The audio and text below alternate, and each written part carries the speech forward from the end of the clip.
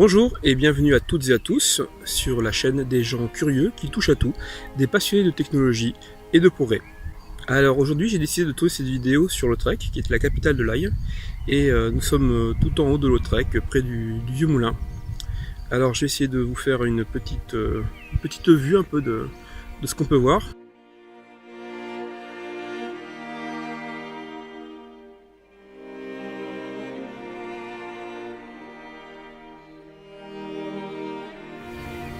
Alors aujourd'hui le titre peut paraître curieux, Newton, un hacker. Newton c'est milieu XVIIe siècle, et quand on parle de hacker on a plutôt tendance aujourd'hui à penser sécurité informatique. Mais beaucoup d'entre nous aussi pensent en termes de bidouilleur, justement de touche à tout, de celui qui démonte et qui apprend à utiliser ses appareils, à les optimiser et autres. Aujourd'hui, on va pas parler de la bio principalement de Newton, même si je me base quand même sur ce que j'ai pu remonter du livre de Richard Westphal sur Newton.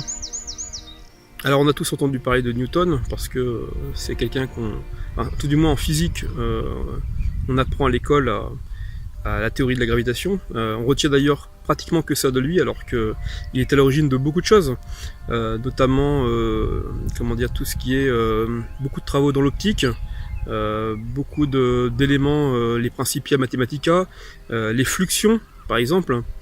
Il y a beaucoup de choses en fait qui sont dues à Newton et aujourd'hui on a un peu oublié. Et nous verrons aussi à la fin qu'il a même touché à l'alchimie. Alors qu'est-ce qui fait de lui un hacker ? Il faut savoir qu'enfant, déjà très jeune, à grande âme, il était tout le temps en train de faire de créer des inventions, de monter des maquettes. Et justement, en fait, j'ai voulu tourner ça près du moulin, en fait, ici, puisque une de ses premières réalisations, c'était une maquette fonctionnelle d'un moulin à grande table. Il a amélioré cette maquette qui était fonctionnelle, ce qui a permis d'apporter ces améliorations ensuite au moulin. Alors ce qui faisait de lui quelqu'un de particulier, ça a commencé avec sa façon de prendre des notes. Alors il avait dressé une liste de thèmes, un ensemble d'éléments qu'il voulait étudier, et il a pris beaucoup de notes. On le voyait toujours en train de lire avec une plume à la main. Il fallait tout le temps justement qu'il organise son savoir. Et ça a commencé relativement jeune. Il faut savoir qu'à l'école, avant l'enseignement supérieur, en son temps, on apprenait quasiment que le latin. Donc tout ce qu'il a pu apprendre à côté, que ce soit les mathématiques ou autre, il l'a fait tout seul, par lui-même. D'ailleurs, un point intéressant, c'est qu'il a, au niveau des mathématiques, pendant 6 mois, il a étudié énormément le sujet. C'est vrai qu'à l'époque, il y avait quand même beaucoup moins de choses, mais quand même, il y avait déjà de la géométrie, il y avait déjà un peu d'arithmétique et autres. Et au bout de 6 mois, déjà, il commençait à émettre des idées originales. Donc des choses où il pouvait faire déjà un peu avancer le sujet de l'époque. Alors, un petit clin d'œil quand même, il a été étudiant à Trinity College, à Cambridge, et juste avant lui c'était Francis Bacon qui était passé, quelqu'un de très connu, mais ce qui nous intéresse, moi ce qui m'intéresse aujourd'hui le plus, c'est aussi Charles Babbage, avec la première, on peut dire l'ancêtre de l'ordinateur. C'était un petit peu plus tard que Newton, mais lui aussi est passé par Trinity College. Alors progressivement, il a commencé à s'organiser. Il a divisé un de ses cahiers, il avait appelé ça les questiones. Alors je sais pas si je fais la bonne prononciation parce que c'est du latin. Et il avait mis 45 thèmes, des thèmes allant de la vision, de l'optique, le temps, l'espace. Et puis il a commencé à organiser ses lectures autour de ces thèmes, mais surtout toujours sur le ton du questionnement, c'est-à-dire qu'il se contentait pas de prendre des notes, toutes ces notes apportaient de nouvelles questions. Et c'est là qu'il a commencé vraiment à se révéler. Et puis n'oublions pas aussi que c'était un grand expérimentateur, au point en fait où il mettait sa santé en jeu. Je me rappelle principalement d'une histoire en fait où il avait pris un lacet, alors il l'avait inséré là juste entre l'orbite et l'œil. Il avait poussé le lacet juste pour voir la courbure, je sais plus si c'est la lentille, la courbure de l'iris ou je sais pas trop, mais pour voir en fait la façon dont la lumière est déviée. Là, il avait un tempérament vraiment passionné. Il était capable de, quand il était vraiment dans un sujet, qu'il cherchait une réponse à ses questions, il était capable d'oublier, de manger et même de dormir. Je crois qu'une de ses caractéristiques, ce qui a vraiment été l'élément clé qui lui a permis d'acquérir autant de savoir et puis de faire évoluer ce savoir, ça a été sa capacité à organiser justement tout le savoir qu'il a accumulé, toutes les questions, ça a vraiment été, aujourd'hui en fait, on est à une époque où on baigne dans l'information, où on est noyé sur l'information, et je crois qu'il est d'autant plus important aujourd'hui d'apprendre à organiser son savoir.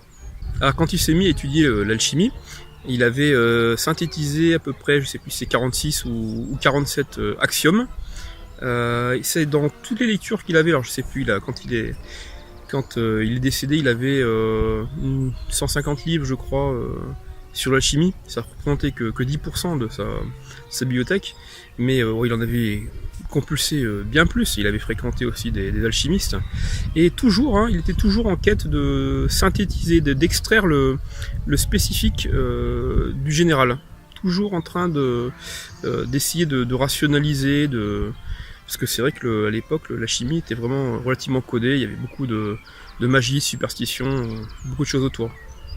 Alors oui, ça a été un grand alchimiste, il a écrit des traités, j'en ai un que j'ai en tête, c'est Propos du lion vert, je ne sais plus si c'est le titre exact. Ça reste assez opaque, surtout pour nos yeux aujourd'hui je dirais entre guillemets de scientifiques. On a du mal à décoder un peu ce langage de l'époque. Mais voilà, alors est-ce qu'il a cherché la pierre philosophale, est-ce qu'il a cherché d'autres formes de hacking? Je ne peux pas vous dire. Tout ce qu'on peut retenir, c'est que peu de temps après ses recherches en alchimie, il a été nommé, alors il était plutôt scientifique, il était nommé inspecteur, je ne sais plus, grand inspecteur au niveau de la monnaie. Et son objectif, en fait, c'était de pourchasser les faux monnayeurs, ceux qui fabriquaient de la fausse monnaie. C'est quand on sait que quand on a tout ce fantasme de l'époque de faire de l'or à partir du plomb, quelqu'un qui s'intéresse à la chimie et qui se retrouve à la monnaie, c'est assez troublant au final. Alors comment transposer aujourd'hui en fait cette expérience? Je crois qu'aujourd'hui on a deux approches. On a une approche qui est plutôt passive, celle qui est liée à nos abonnements, que ce soit au niveau des journaux, des magazines, des flux RSS, ce qu'on va suivre sur les réseaux sociaux. Je ne sais pas, tout ce qui veille, style Google Alert, c'est tous les éléments en fait qui vont nous remonter de l'information et qu'on va étudier au fur et à mesure. Ça, j'appellerais que c'est un peu la recherche passive. La recherche active va consister à d'abord se poser une question et faire les recherches correspondantes. C'est ce qu'on fait par exemple quand on lance un moteur de recherche et qu'on recherche l'information et qu'on passe d'une page à l'autre pour essayer d'en extraire la réponse. Il y a d'autres formes, je veux dire, il n'y a pas que sur internet qu'on peut faire des recherches, on peut chercher dans une bibliothèque des livres, on peut aller à des conférences, on peut faire des formations sur un sujet. C'est toute une forme là de recherche qui est active. Alors à l'instar de Newton, il me semble très important de toujours garder cet esprit de tester, de fouiller, de démonter des appareils, de les bidouiller, d'essayer de les améliorer, d'en détourner les fonctions, d'essayer de trouver ce qu'il y a dans les boîtes noires. Voilà, je pense que c'est garder cet esprit curieux et savoir justement aussi organiser ses notes, parce que finalement on maîtrise sur le coup, et puis quelques années après on oublie. Il y a de nombreux livres comme ça sur lesquels heureusement j'ai pris quelques notes, mais que j'ai lu il y a 20-30 ans, et aujourd'hui quand je rouvre le livre, je me demande presque si je l'ai lu, c'est pour vous dire. Donc c'est important de pouvoir de garder des notes et puis de les relire aussi de temps en temps. Puis avant d'innover, en fait, il faut copier aussi ce que les autres ont fait. Je prends un peu l'exemple de Picasso. Je crois que c'était lui qui avait expliqué sa méthode. Il disait qu'il avait copié beaucoup de styles, il avait étudié beaucoup de peintres avant. Alors même si sa peinture pour certains peut paraître naïve, elle est quand même comment dire, relativement recherché, et c'est vraiment, il a maintenant, enfin il a sa touche, hein. Puis quand on voyait un Picasso, vous savez que c'est un Picasso.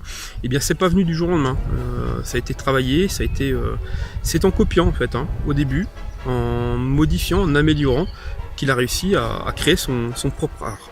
Alors j'ai envie de vous dire en conclusion que on peut être très très intelligent. D'ailleurs je connais des gens qui ont vraiment un QI très élevé, qui sont capables de choses vraiment étonnantes des fois. Et il y en a certains qui ont cette intelligence et qui ont la tête vide.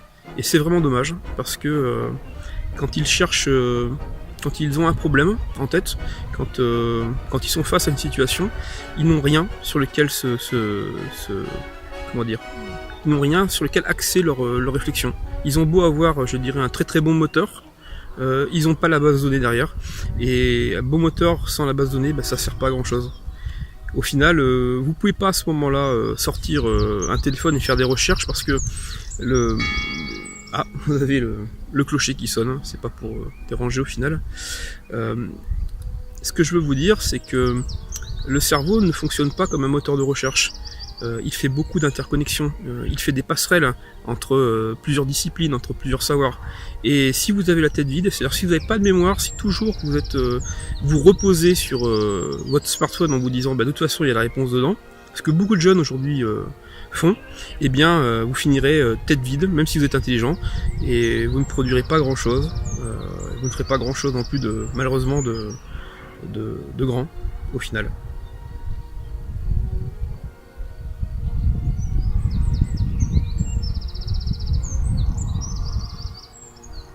Alors je repense également à Jules Verne, hein, qui est un grand créatif, qui a fait de superbes livres, de grandes aventures, et en plus toujours bien étayé scientifiquement, toujours relativement crédible.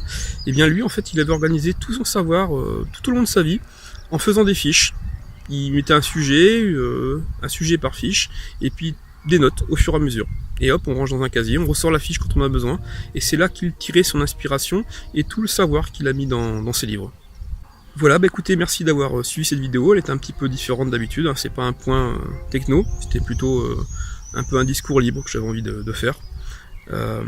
Si vous voulez plus d'informations sur Newton, j'ai fait une fiche de synthèse, hein, une sorte de prise de notes dans lequel il y a pas mal d'extraits sur 16 pages. C'est un gros livre, hein, normalement celui de Richard Westphal. C'est vraiment passionnant, très intéressant, je vous invite à le lire. Mais si vous voulez déjà commencer par le résumé, ben vous pouvez télécharger cette fiche de lecture qui sera annexée à l'article correspondant. Voilà, bah merci encore. Comme d'habitude, j'ai besoin de votre feedback. N'hésitez pas à commenter cette vidéo. Un petit pouce, ça fait plaisir.